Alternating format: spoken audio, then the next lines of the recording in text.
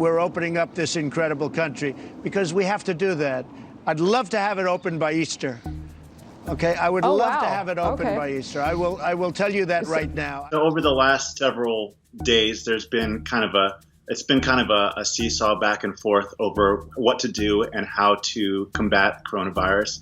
Obviously, we've seen major outbreaks in New York City and New Orleans and some other, kind of major metro areas. There's a little bit of antsiness from the president. He's gone over just the past couple weeks from saying the coronavirus outbreak wasn't that big of a deal. Because of all we've done, the risk to the American people remains very low. We have the greatest experts in the world, really in the world. To then declaring himself a wartime president. I look at it, I view it as in a sense, a wartime president. I mean, that's what we're fighting. And now just over the last few days from maybe this past weekend, saying that it's time to get back to work. Once the medical community gives a region the okay, meaning the okay to get going, to get back, let's go to work.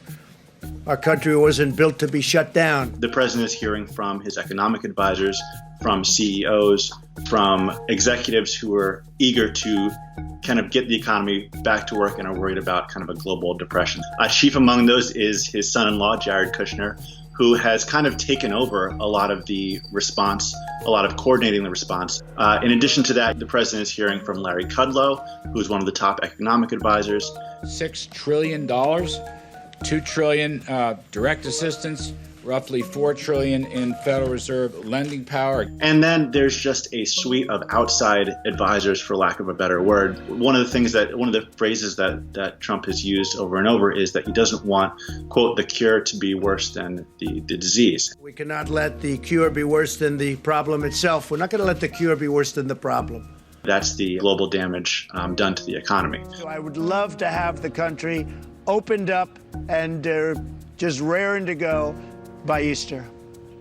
That's April 12th, so we will watch and see what happens. President Trump has said that he wants to restart the economy on Easter. What we've really seen in our reporting is there's not much scientific evidence for Easter being a particularly significant date. The reaction from the broader public health community to this idea of reopening on Easter has been uniform horror. And if you're listening to Dr. Fauci, if you're listening to Dr. Deborah Birx, they're saying that it's going to take a couple weeks just to begin to get data on whether these restrictions have worked. They've had to make that case while standing next to the president a lot of times, who is much more gung-ho. But when the virus is gone, will the people be allowed to sit next to each other again, in your opinion, in a tight room? I don't know. You'll have to look and see if we have a new respiratory piece. Certainly, this is the way we set up every clinic all around the world when we're worried about TB and TB transmission. I know we'll be successful in putting this down now, but we really need to be prepared for another cycle.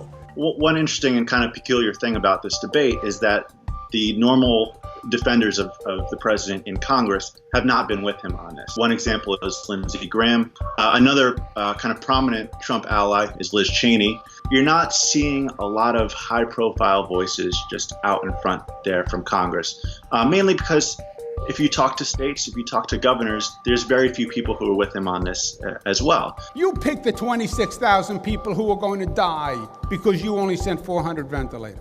Almost uniformly, governors are saying, we have the control over this. Ultimately, we can choose what restrictions to put on our own states.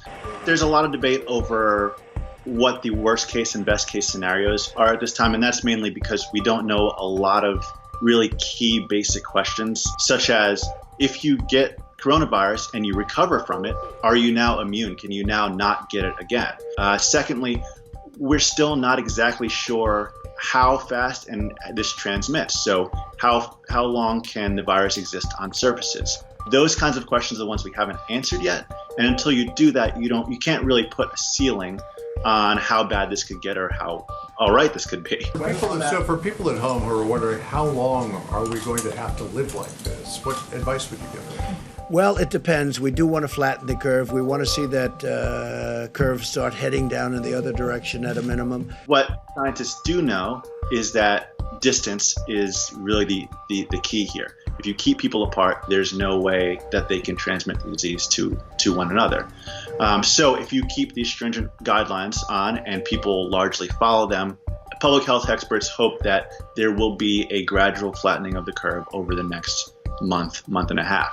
But there's a lot of unpredictability there. The only thing that we do know for sure is if you were to take these restrictions off, things would be much worse than they are right now. I don't want it to be long, but we also wanted to open safe.